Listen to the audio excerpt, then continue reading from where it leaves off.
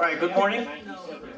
Good morning. My name is Victor Ramirez, and I'm going to be talking about Puerto Rico land reform, manufacturing boom, and collapse. Now, I bit a little bit more that I could chew with regarding the slides, so I'm going to have to read so that I don't ramble. All right. All right. Next slide.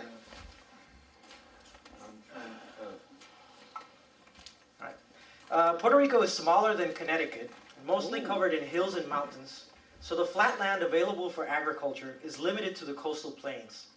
The most fertile land is located in the southern rain shadow, where the climate is dry and water input can be controlled using irrigation channels. When the U.S. acquired Puerto Rico, the island was placed inside the tariff barrier, where sugar was protected and prices were higher than international markets. Fearing competition, other sugar-producing states, namely Louisiana and Florida, introduced a limit of 500 acres to be owned by any single company in Puerto Rico.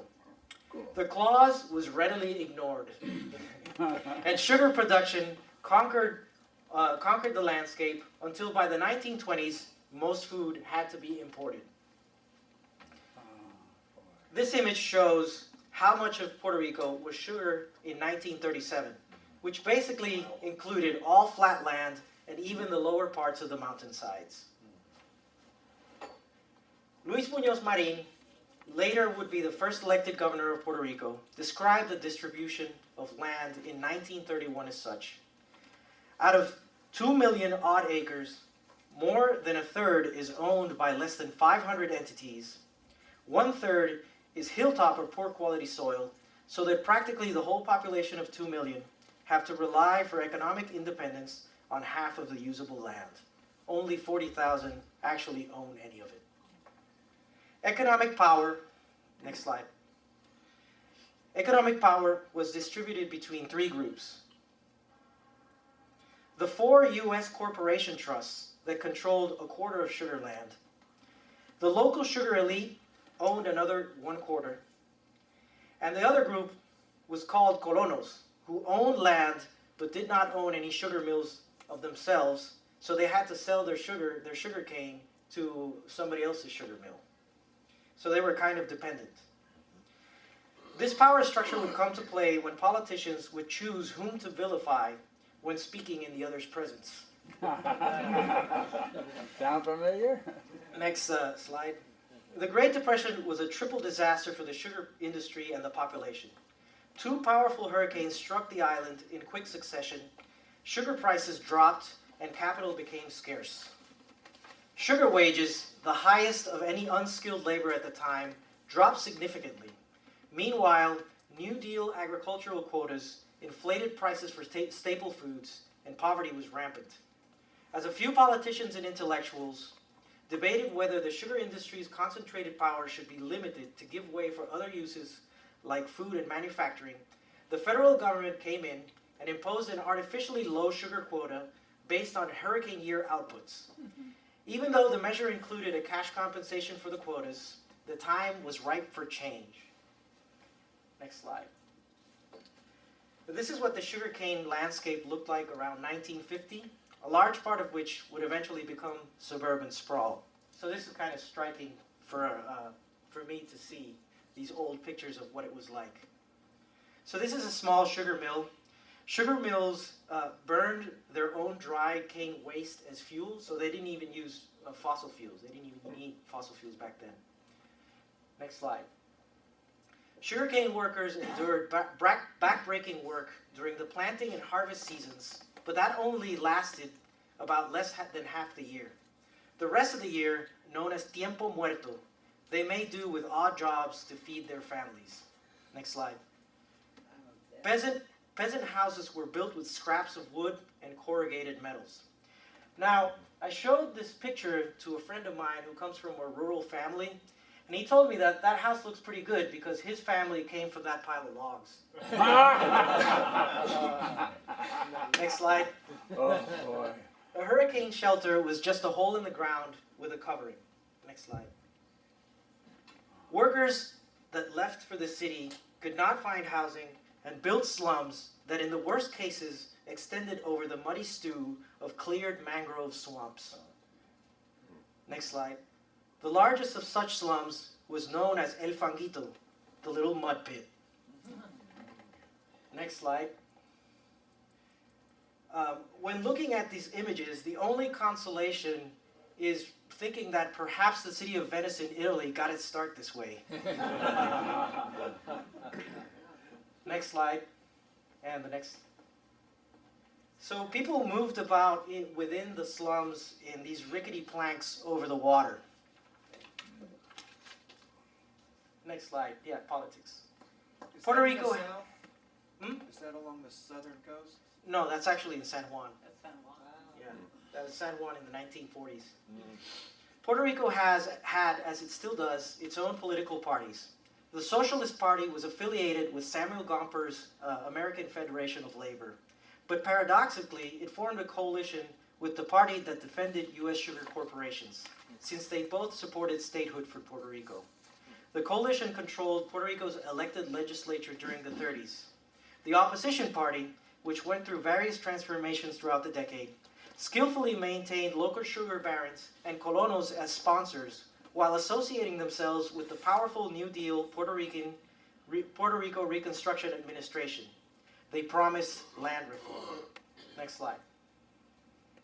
In 1935, the director of the Reconstruction Administration, Carlos Chardon, revealed their land reform plan.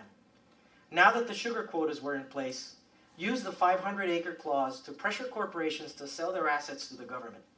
The mills would be government-owned. The best lands would be given to colonos in 50-acre farms to feed the mills, and marginal lands would be used to settle workers into food farming communities. The plan was regarded so highly by the people that a baseball player with a lucky streak was nicknamed Plan Chardon Quiñones, and a particularly tasty custard was deemed to be a flan chardon. Next slide. Rexford Tugwell was appointed governor of Puerto Rico in 1941. He may have been a Georgist in his youth and was famously part of FDR's brain trust. He believed that a drastic government intervention was necessary to diversify Puerto Rico's economy. As it would not happen on its own, the sugar industry held too much power over the land. To that end, he created the Puerto Rico Planning Board from the remains of the Reconstruction Administration, once the New Deal plans were dried up. So in his first visit to in 1932, he stated, "This seems to be about the most precarious bit of civilization that I've ever seen. Also, their dependence on a tariff-protected industry has sunk so deep into their economy that only a major operation will ever get it out. Rice, beans, codfish, none of them are local, and they have to sell their sugar to get it." Next slide. This is Tugwell's inauguration in 1941. Next slide. In 1939, Luis Muñoz Marin's Popular Democratic Party, which was the current iteration of the opposition party, abbreviated to the PPD, challenged the coalition and won the legislature. To do so, he reduced the land question in his speeches into an issue of foreign corporations, foreign absentee corporations, and promised to give land to the poor. Muñoz had been a poet, writer, and socialist earlier in his career, and I know that he must have read George, because I got some documents that say so, that suggest it. But he also read anarchism, Marxism, and gradual reformist socialism in his youth. Next slide. Within a year, the PPD eliminated a previously established 2% sales tax and created a land reform law. The new land authority would be a public corporation created to acquire land and mills. Echoing the Chardon plan, the best lands would continue to produce cane to feed the mills, but profit from the mills would be shared with workers at the end of the year. Marginal lands would be distributed to poor families in 1-acre plots so that they could live with dignity and grow food in their own gardens. The land authority lacked funding to undertake its mission, and the PPD would have been unable to keep their promise when a sort of miracle happened. Because of the war, whiskey was scarce, and rum sales skyrocketed in the U.S. Ha Taxes collected by the federal government because of tax law, they had to be returned to the government of Puerto Rico. It's called a rum cover over that still exists to this day. So suddenly, the Puerto Rican government found itself with a lot of money, and the reform could happen. The land authority would come to resettle 70,000 poor families and run 50,000 acres of sugarcane land, about 10% of total sugar production. Next slide. The land authority also trained workers in construction techniques and provided building materials. The government eventually brought schools, power, and water to these communities, and they exist to this day, as you can see on the right. Nevertheless, the communities failed to produce significant food crops, and the shared profit sugar mills began to report losses only after a few years. Next slide. This is a propaganda picture of the time of families with their land titles. Next slide. After an understandable landslide victory in 1944 and facing mounting losses from the shared profit mills, the PPD changed course and took a definitive step to industrialize Puerto Rico. In 1947, they created the Industrial Incentives Act, also known as Operation Bootstrap.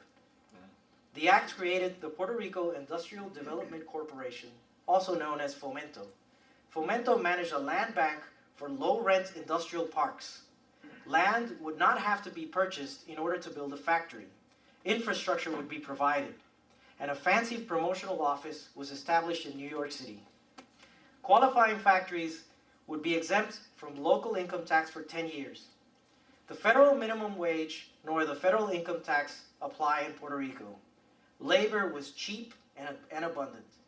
To top it off, in 1954, the IRS created Section 931, allowing corporations to move their profits back into the continental U.S.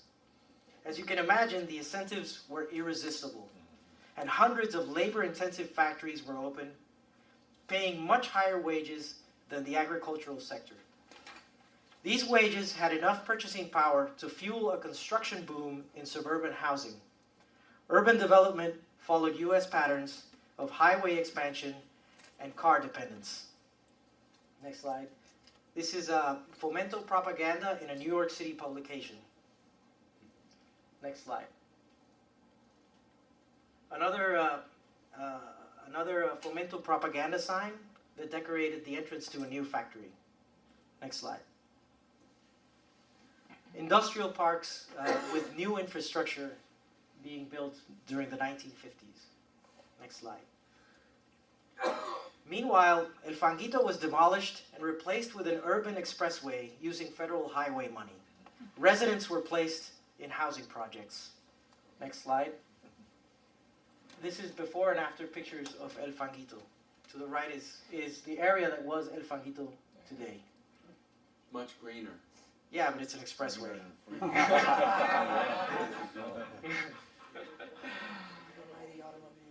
All right. Surprisingly, Puerto Rico reached an enormous GDP growth rate, higher wages than Latin America, but at the same time, which is curious, unemployment never dropped to single digits. Next slide. Yeah. As wages rise to the point of not being competitive with other jurisdictions, in 1957, the PPD doubled down by targeting capital-intensive manufacture. The largest project was the Corco refinery, completed in 1969. The refinery, unfortunately, would not last. The GATT trade agreement made the refinery obsolete only after a few years of production. And Puerto Rico had become extremely oil dependent, and the 1970s oil crisis hit hard. Next slide. The construction boom halted, as evidenced by the rebar plant closure and cement sales. As a consequence, the federal government created Section 936 in the tax code, a new mechanism for repatriating profits that was taken up by capital-intensive pharmaceutical companies. Both my parents worked in industries related with the pharmaceutical companies in Puerto Rico. In 1993, next slide. in 1993, NAFTA happened, which was basically Operation Bootstrap, but for northern Mexico. And Section 936 was phased out in 2006, the year that the current depression started. That same year, as Puerto Rico government stared at a fiscal abyss for the first time, it decided to punish its population by issuing bonds backed by a 7% sales tax. The sales tax was later hiked to 11.5%, the highest of any U.S. jurisdiction. In another attempt to cover budget deficits, government workers were laid off. Next slide. Government workers were laid off, infrastructure was leased for lump sum premiums, all for naught. In 2015, Puerto Rico declared it was unable to pay after 9 years of economic depression. The population has dropped 20% since that critical point of 2006. Next slide. Puerto Rico suffers from many of the problems that Georgists have come to recognize. Small towns have become sprawled, fragmented, and car-dependent, with high infrastructure maintenance burden, strip malls, and a blighted traditional urban core. This is a traditional town of Yauco. Next slide. And that's Yauco today. In the center top, closer to the top, is the old urban core, and that's the rest of the sprawl that has been built around it. This is in the southern part of Puerto Rico. Next slide. The greater San Juan metro area covers half the island, according to the census criteria. And congestion has made travel times up to 2 hours each way for the most distant workers. Next slide. Bayamón is another example of a small town made insignificant by an ocean of suburbs. This is in the San Juan metro area. And next slide. And this image shows an idea of what the urban footprint of Puerto Rico looks like today. Next slide. Regardless of all the sprawl, we still have high housing costs, so we haven't been able to escape rack rents anyway. And for the last slide. And with these housing costs, we have a 20% vacancy rate according to the census. With local governments feeling the squeeze, they are looking for new ways to fund themselves, and this is where Georgists could come in to offer solutions. Thank you.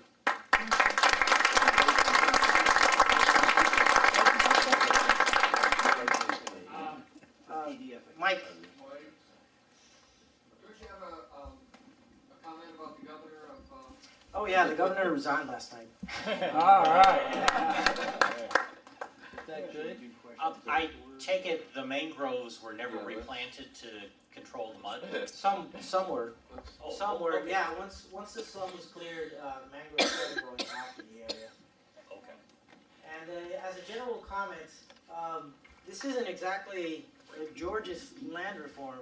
Nevertheless, it was a roundabout way of getting land reform that happened in the real world, and I thought it would be interesting to show all of you. Thank you. Victor, thank you for your presentation. I'm interested in one of your slides near the end of the presentation where you said that for Puerto Rico, NAFTA didn't come out prosperous, where in Canada it was affected and in Mexico. So what was it about Puerto Rico that NAFTA affected? Well, Operation Bootstrap would basically allow the creation of the same type of plant that established itself in northern Mexico at the time of NAFTA. It's the concept called maquiladoras. Yeah, maquiladoras. So Operation Bootstrap established these maquiladoras in Puerto Rico. Mexico, on the other hand, by the time of NAFTA, wages in Mexico were lower than they were in Puerto Rico. So basically, NAFTA helped make Puerto Rico less competitive. Okay. Victor, from the standpoint of Georgists, Well, from the standpoint for Georgists, tell us a little bit about Maria. Well, a big problem of Maria was the sprawl nature of the urban development. like people escaping rack rent, they live up in the hills. So if a person that had medical needs who lived in the hills during the hurricane, the power went out, there was gasoline scarcity. They couldn't come down to receive medical attention, and 3,000 people died because of that. So that's kind of the sad cost of sprawl development, which is related to Georgism. Where does the gasoline come from for the motor vehicle transportation? I'm not sure where it comes from. It may come from the U.S., but I'm not sure. There's some Jones Act Venezuela. issues. There's some not Venezuela. Jones Act. There's some Jones Act issues that it may come from elsewhere. The mic? No mic? Just a question, the residents of Puerto Rico enjoy many of the benefits of being in the U.S., so to speak. I wouldn't have imagined that there would be tariff issues possible, but is this a central part of the statehood question, which would abolish any tariffs and quotas? Well, a part of the statehood question for the elite people who live in Puerto Rico is the federal income tax, for one thing. But Puerto Rico is inside federal trade barriers. It's also subject to the Jones Act. But for What is IRS, the Jones Act? for tax purposes, it is outside the U.S. federal tax region. So it's kind of weird. You need to explain the Jones Act.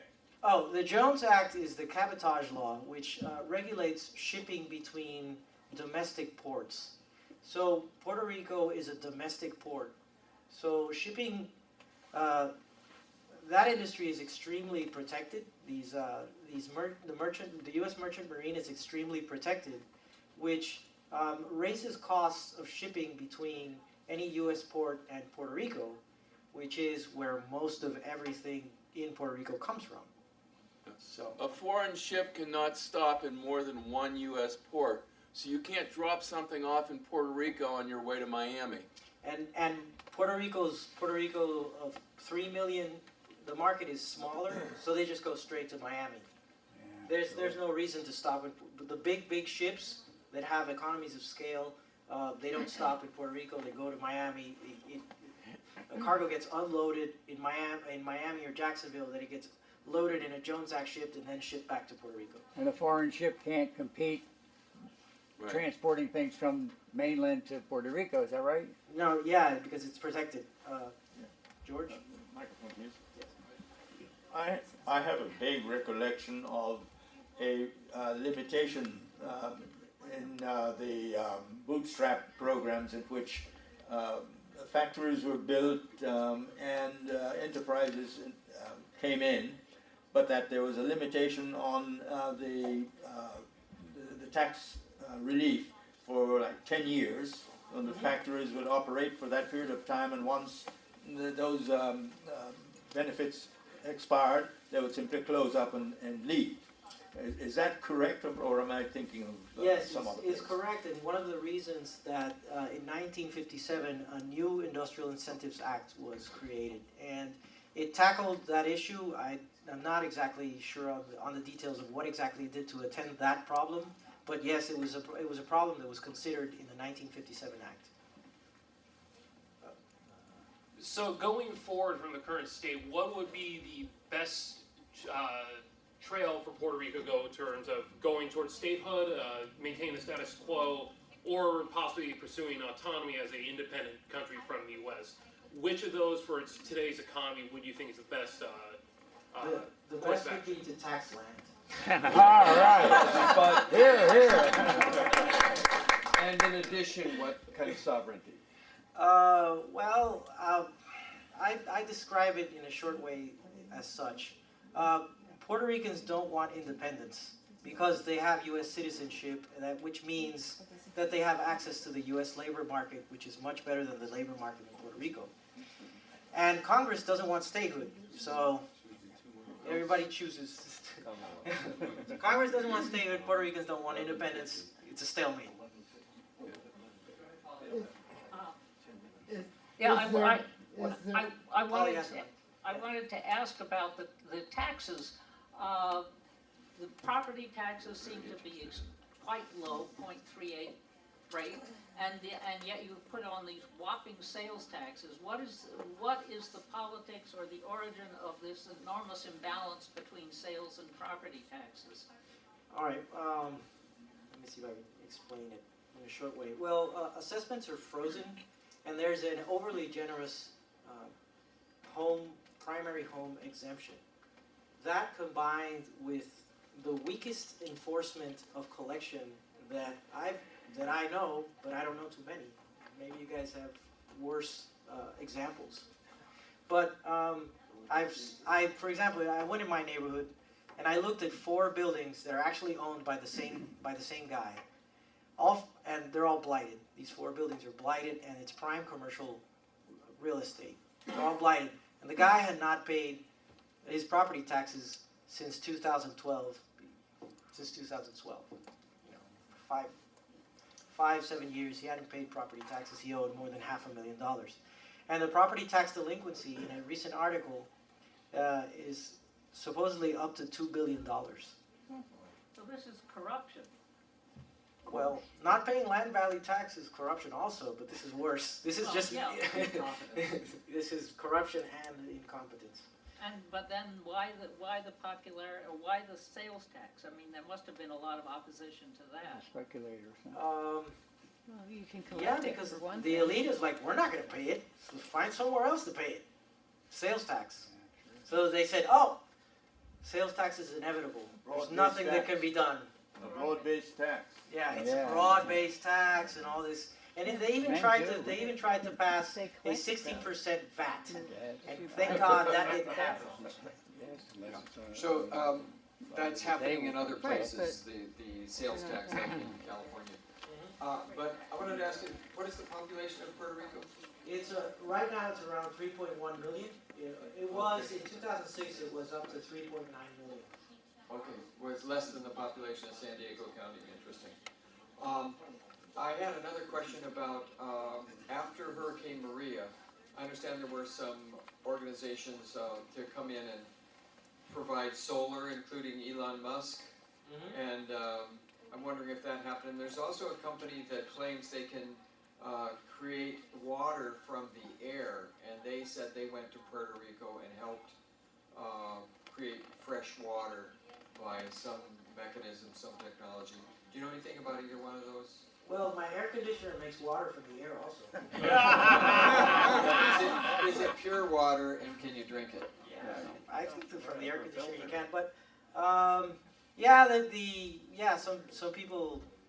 some people came in to showcase their products. Like for example, the Tesla guys. There's an orphanage that it didn't have any power, and Tesla came in and they put solar panels and batteries, and that's great. The problem is what happens to those batteries and solar panels eventually. Who maintains all of that? That's kind of the problem that happens afterwards. What would be the answer to the first question that you have up on the screen? That's me coming up. That's for. I'm sorry. Yeah, we have an income tax in addition to the sales tax. Actually, the biggest part of the general fund revenues comes from a progressive income tax, but you start paying it as soon as you earn $1 above the federal minimum wage. So it starts at the lower end. Victor, what is the split between the landowning class and the rest of the people, and is there much social mobility? Well, I've seen Gini coefficients that point Puerto Rico as being an extremely unequal place, so that's what I could say about it. Like, supposedly one of the most, I don't know, I think that one's it's a little tough to grasp. It's supposedly one of the most unequal places in the world. Yeah. Because you have so many really rich people, partly, Yeah. yeah. Victor, I think it's this was a great presentation, and I think we have a roadmap to the future, which is I'm going to follow up with. The sales tax at now 11.5%, most of that goes to service bonds for Wall Street firms and Swiss banks, and it doesn't go to the government or the general fund or the people. Is that not correct? I don't know the split, but there is split between some goes to the general fund and some goes to the bonds. And right now, with the sales tax bonds, a deal was struck as part of the bankruptcy proceedings, where it looks like we're going to be stuck with a sales tax for the next 40 years. I think we're done. One more question. Victor, you might have guessed that I'm not born in the US. Could you tell me, if I was a European and you had a poor section like Greece came into the European Union, Spain, Portugal, they were supported to build up their infrastructure. In Canada, we have equalization payments, so the rich provinces, you know, have a fund to help the poor provinces. Why is it in the US and Puerto Rico that the US doesn't seem, and I could be wrong in this, helping the development of the island? Well, Puerto Rico does participate in the federal like highway programs and for example in Medicaid and all these government grants. They participate in them. Sometimes, like for example in Medicaid, they get less money proportionally that they would get from the states, but that's because of the status, the territorial status. But you know, Puerto Rico does have access to all these programs, which is why there's a lot of parallels in Puerto Rico's development to how it's very similar to how other jurisdictions in the U.S. have developed. Like for example, the sprawl, the slum clearance, and urban renewal programs. So all of that is there. Maybe not to the same magnitude, but they're there. So that would be like the equalization of provinces that you see in Canada. It's similar. It sounds like, do I have this on? It sounds like tax. It sounds like tax violation. Point it this way. It sounds like tax. Thank you. It sounds like the non-payment of taxes is an underlying major problem that would affect even if we had land value. Would it be a possible to help deal with the non-payment of taxes if there were a private right of action, so that individual people knowing, hey, senior so-and-so doesn't pay his taxes, I'll take him to court myself. A private right of action, since everybody is victimized by this non-payment of taxes. I really don't know about that subject. There was an effort a couple of years ago to sell tax liens, because I guess that was the easiest way for them to kind of go forward, but nothing ever came of it. All right, Josh.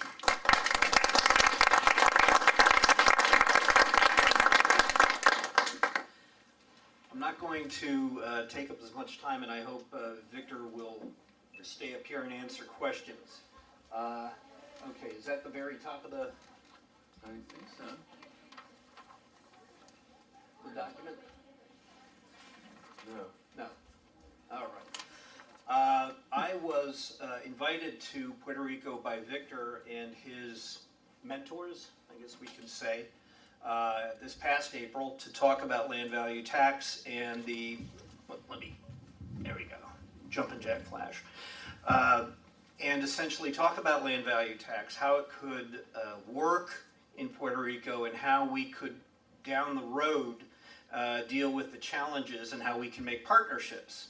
By we, I mean Georgist organizations, and individuals. Victor has done tons and tons of spade work ahead of time.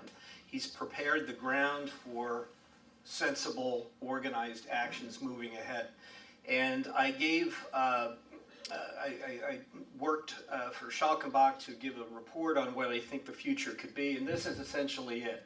So we were at the University of San Juan on the Piedras campus, and Piedras was once a very, I think, a shishi neighborhood.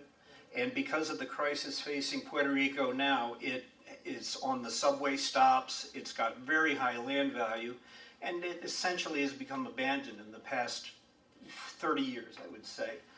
And I'll keep looking to you for affirmation. But we were, I'm sorry? What is a shishi neighborhood? Fancy. Yeah, there you go. Brooklyn, hipster. So it's no longer that, but it was a gorgeous, brutalist, postmodern construct of a neighborhood. And that's where the university is. We were hosted by Dr. Peña, who is the chair of the planning department. And one of our partners was Dr. Navas, who is the emeritus chair of the planning department. And he joined Victor and I at the presentation, and I thought it was fascinating that one of his first graphics was a Bob Clancy graphic. He attended the Henry George School in the 1950s.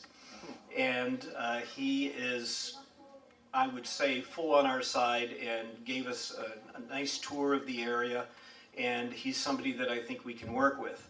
So I put together a plan for the meeting, which we didn't quite use because we had a lot more panelists and we had a lot of discussion about land value taxation from local planners, local officials, and some very high up officials in essentially the Municipal Finance Bureau, which is island directed, and it's called CRIM, which is its Spanish acronym.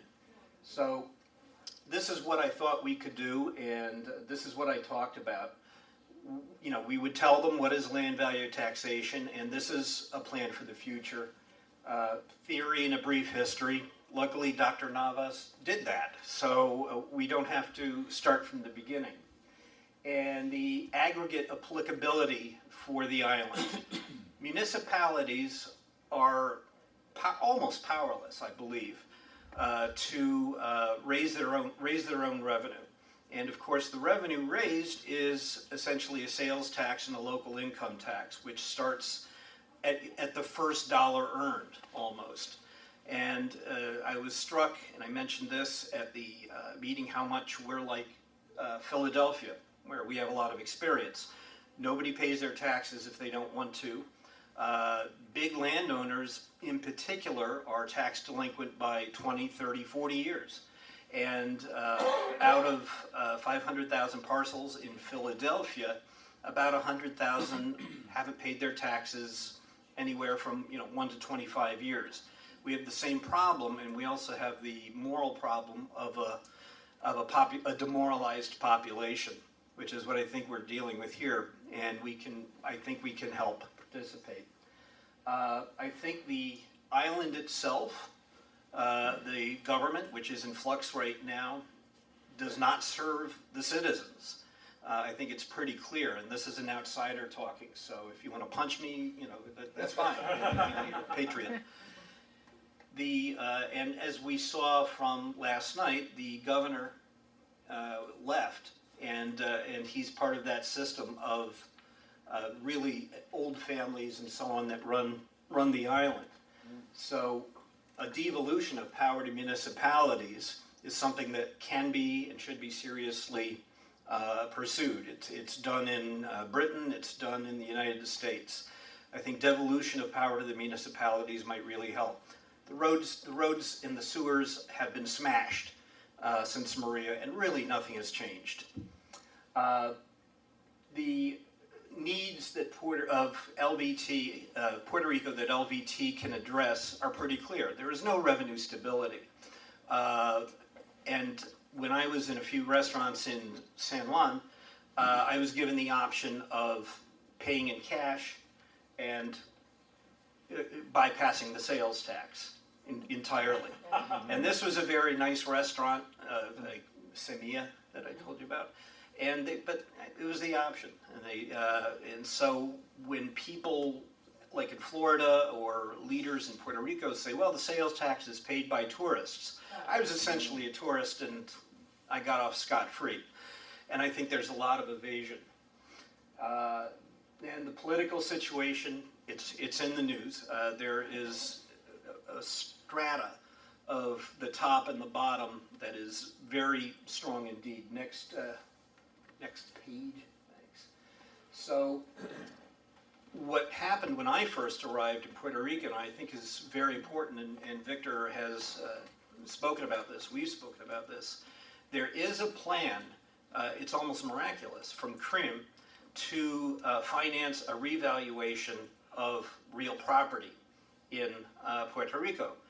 It hasn't been reassessed since 1958, and as a result, well, you know, Altoona had not been reassessed since 1958. We saw how that worked out. So what you have are visually high tax rates because the values are so low. And they try to match them up, but I think they do a pretty terrible job. I think uniformity of values is simply not there. So the proposal for revaluation is long overdue. I think the administrators of the island want to see it happen, but the team that proposed this revaluation wants to do a transition to, luckily, land values and building values both separately and accurately assessed, intentionally separately and accurately assessed. That's a good thing. Their transition plan is to have a per area land tax.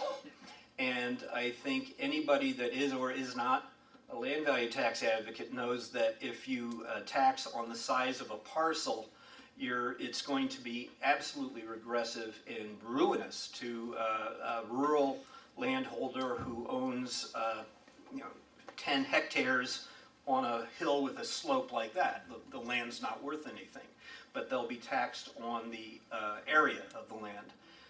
And I think that we made a nice entree by saying this is just not going to work in the economic sense. It's going to be ruinously unfair to poor, working class, and non-working people in Puerto Rico.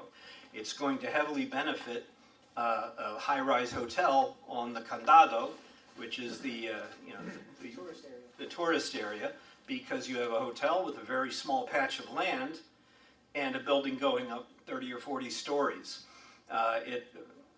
It's as if the study authors had never even visited the island.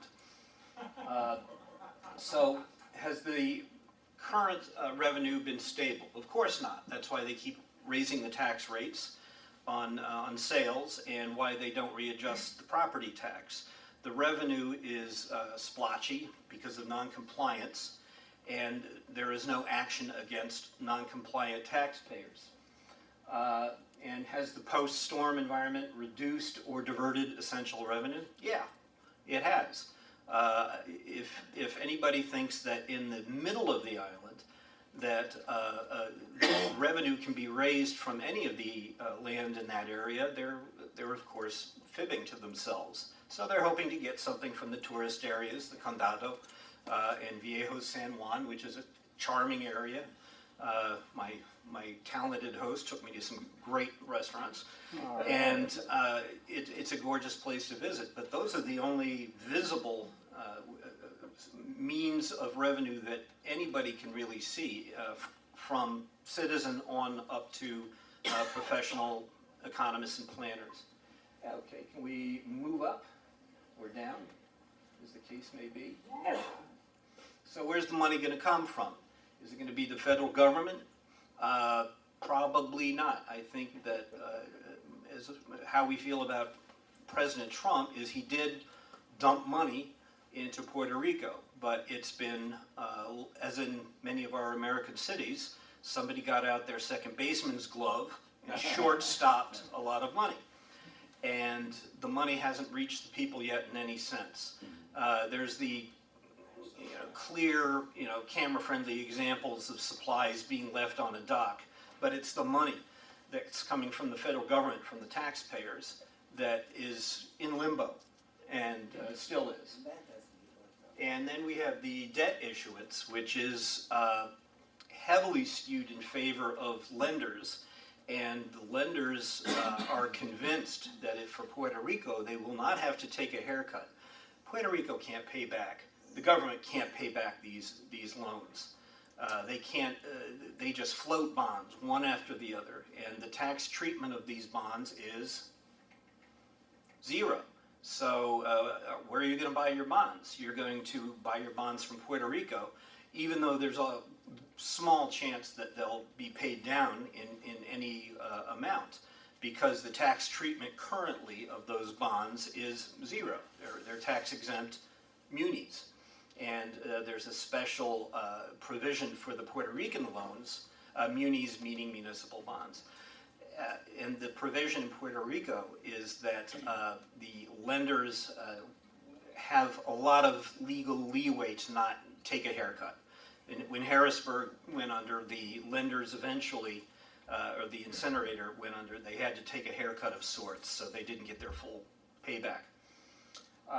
So they can expand the tax base to include more income, sales, and commerce. Can't happen. There is no income. Nobody works. They can't work. There are no jobs. What they do, the citizens, because they're resourceful, is they move to Florida, or they move to other states and cities and send money home. That's it, a remittance economy. And Puerto Rico deserves better than that. So how can LVT provide revenue? This is, my talk to them.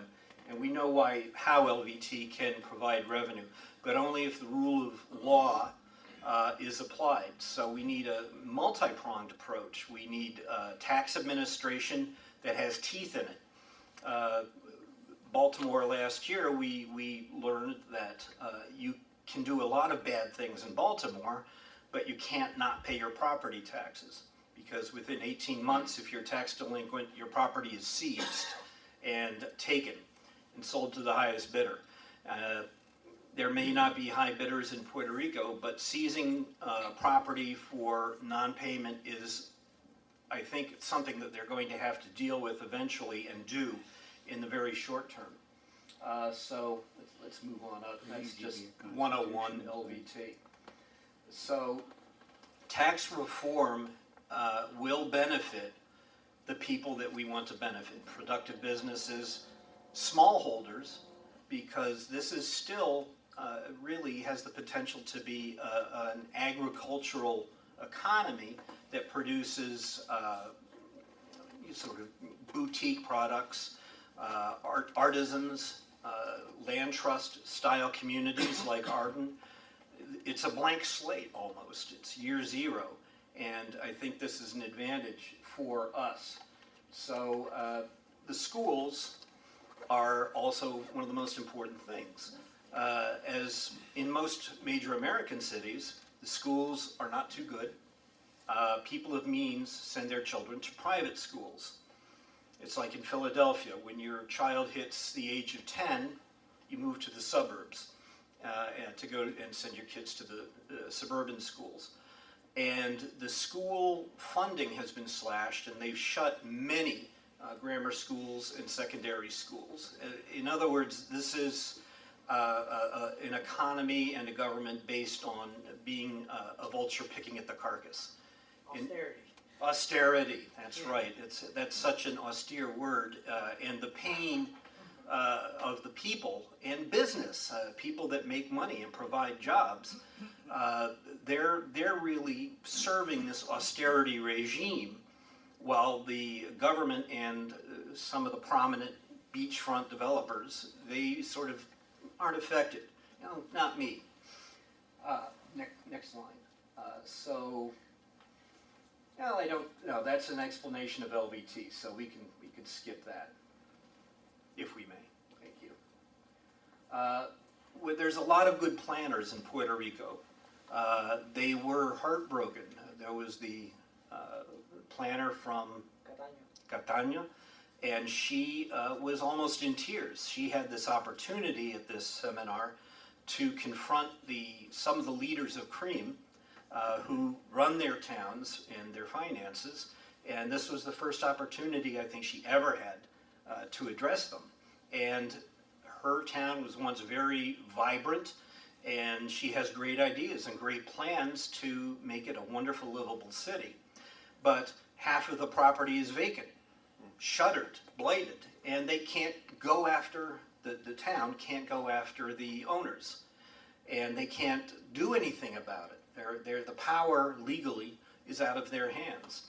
And so I tried to answer, but she was going full blast, and good for her. And the reaction of the Commonwealth officials was very condescending and sort of contemptible. And that's what we've been seeing with all the action in the streets of San Juan in the past week. They were yet another professional planner telling us what's wrong. And this is what they're faced with and how I think we can move on. There's a lot of things that we can do, including community land trusts, which is, I think, an option that Puerto Rico can face. Can we move up? Please? Vincent? Move up or down? Yeah, down. There we go. Trying to get the arrow keys aren't, there it goes. Move it that way. So this is the important part, I think, and I've made a proposal that we're going to expand on. I'm going to expand on with Victor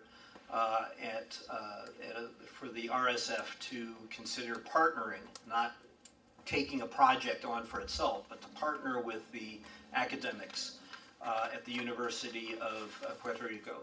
I think they're competent. I think they care. And they, with Dr. Navas on hand, I think they know land value tax, and we as a community and certainly as organizations can help.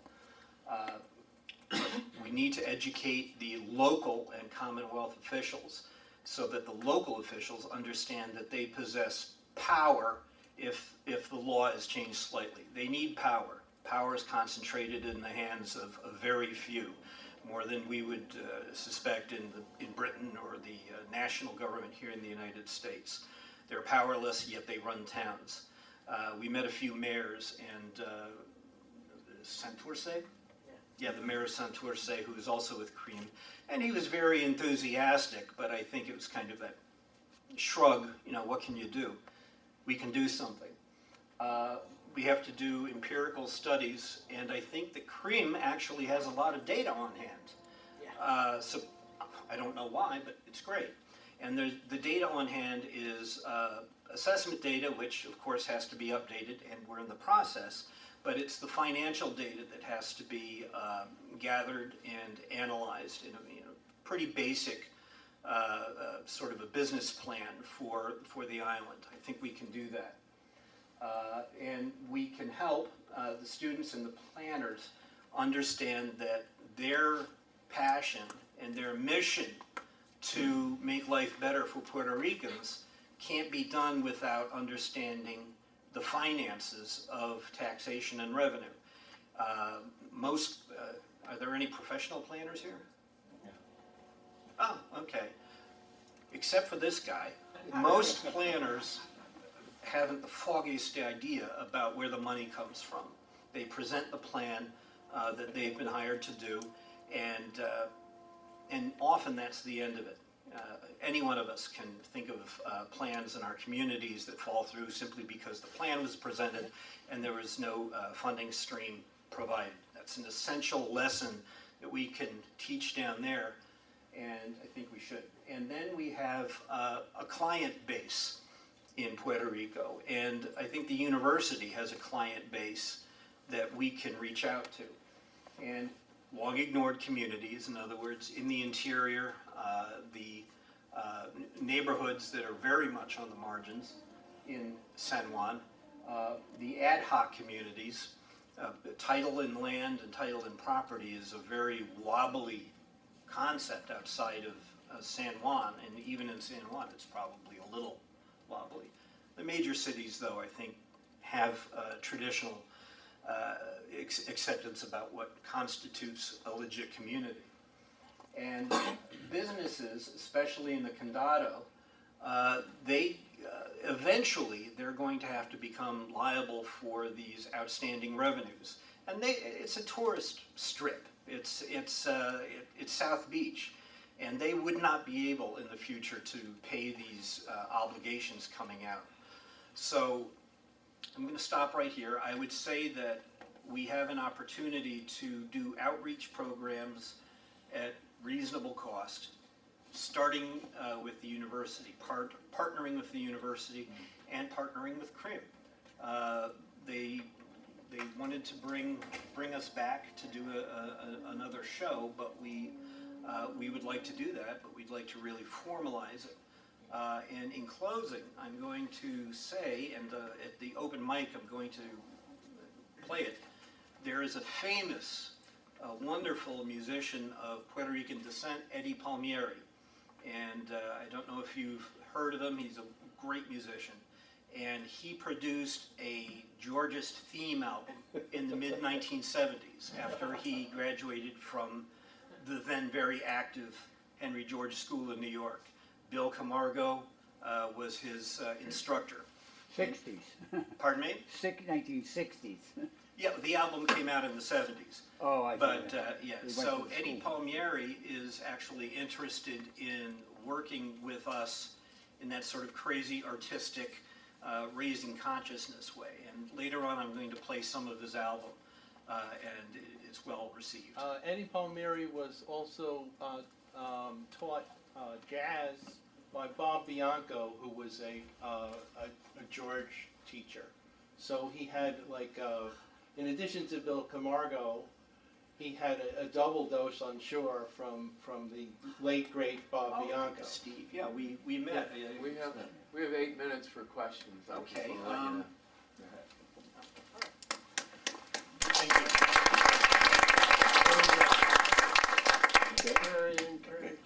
Thank you for your talk, both of you. So I'm very glad that, Josh, that you have participated in helping them along. Very great. Do you have any, is there any law restrictions for you to going ahead forward? And also, is the insurance that they were supposed to be being able to receive, was that ever given to them? The current property tax law has a bunch of limitations to implement LVT, but the thing is that the CREAM commissioned this report, which means that they're looking to change the law, which is a wonderful opportunity. Now, you're talking about the relief funds, that's like insurance. I guess, yeah, I think about 10% has been released. I really don't know the details of the process of those getting released, but what I read in the press is that 10% of the funds have been released. Back here, the things you mentioned about failure to collect taxes, the non-adjustment of assessments over so many years, makes me wonder, where is the legal sector in Puerto Rico? What is the problem? Where I live, there are plenty of lawyers in Oregon. We go to court on climate justice for future generations, the spotted owl apportionment. The judicial sector is very healthy and right up there with the legislature. Does Puerto Rico have a strong system and constitution? Are you subject to the Bill of Rights of the U.S. Constitution? And because this affects, what if you got everybody to agree to land value tax? Would it just sit there unenforced? Possibly.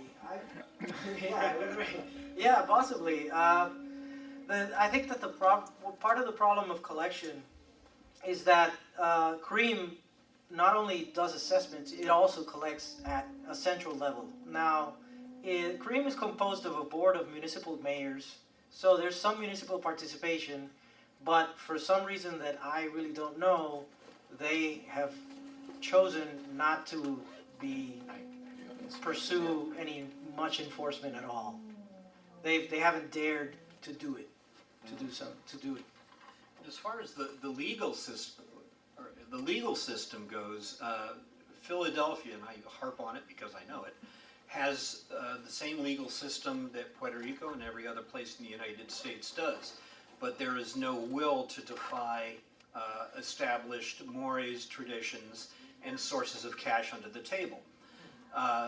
Most of the people that don't pay their taxes in Philadelphia are slumlords who own 500, 700 row homes apiece, and mid-sized businesses and industrial sites. And I think that's the same in Puerto Rico. There's a culture of a wink and a nod. And there are plenty of lawyers in Puerto And a Rico. campaign contribution? I can't speak to that, I'm sure Victor can, but in Philadelphia, for sure. There's a legal system in place, but the laws themselves are very vague from what I've read. I was going through the code of Puerto Rico, and it's pretty vague. And it gets more vague as you go down the ladder from the Commonwealth government down to local government and collection. And there's really no opportunity to seize the land, which is, I think, what has to be done if they don't pay their taxes. Okay, I had a question. You have this large labor force, and are you trying to entice mainland companies to come down there and it's kind of like offshoring, because I assume that the labor costs in Puerto Rico would be lower than in the mainland. But the federal minimum wage applies, so it's not that low, and there's a lot of unemployment at the same time. And remember, Operation Bootstrap, as people like Victor and Dr. Navas and Dr. Pena said, that was a sugar high. That was like giving cotton candy to your child an hour before bedtime.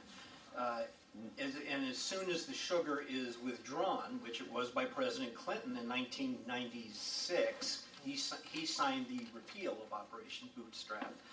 There was no incentive for a company. The company said, "Okay, we'll go to northern Mexico to the maquiladoras there," and that's exactly what happens. Capital is mobile, and in the case of Puerto Rico, labor is mobile. If you can't get a job at a good rate, you move to Broward County, which is a hop, skip, and a jump away. So, these are American citizens, as a lot of people, including our leaders, forget. We're Americans, all of us. And the fact that you can go to the mainland, make a lot of money, and live under the rule of law and the rule of contracts, it makes it hard for talented people to stay. I don't know why you're staying, but God bless you for doing so. Well, it's not for the pay. I have a question. What about the Tom Johnson effect for the dealing with the slumlords? Isn't the best way to make friends with one of them, or get one of them that has a soul of Tom Johnson, the former mayor of Cleveland, who owned the trolley system and became the mayor, and he knew how the system worked from the inside? Isn't that a positive way to go, if you can find somebody who knows the system and turns it on its head, or works with both in Philadelphia and in Puerto Rico? Well, I figure knowing somebody that knows the ins and outs of slumlording would be a valuable resource to understand how it works. But I'm more inclined to look to, now that the property tax agency, CREAM, seems to be interested, I would want to dedicate all the resources to continuing the salesman pitch to them. I really have to second that. I don't think there's going to be any kind of a social revolution in the next few years, but we've got to make sewers work and make the water run and make the schools good. That's really job one right now. And I think CREAM means you're working through the system, and if they can carry it along, I think that's the way to go. I don't think we're going to find a champion, because people, it's a heavy lift. Yeah, but I wanted to take umbrage with your, We're out of time, so if you have something to say, it has to be really quick. Umbrage. that there are, yeah, I think you said something, there are no jobs, nobody's working in Puerto Rico, and I wanted to share with you that there is, that moringa, the miracle tree, will grow well in Puerto Rico, and also they have dragon fruit that grow there. Now, they tell me the dragon fruit don't sell well in Puerto Rico for some reason, they don't like it, but it grows there, and I have a couple of friends who grow, dragon fruit, and they have jobs, so there gotta be jobs, there gotta be some people working in Puerto Rico. Yeah, but the land, the farm price has to go down so that your friends could come down and buy farms and grow the dragon fruit. That's what we need to do. But they're already growing, they already own land, but they're giving up on it because, Okay, we're done. nobody We're done, buys we're them. done. Thanks. Thank you all.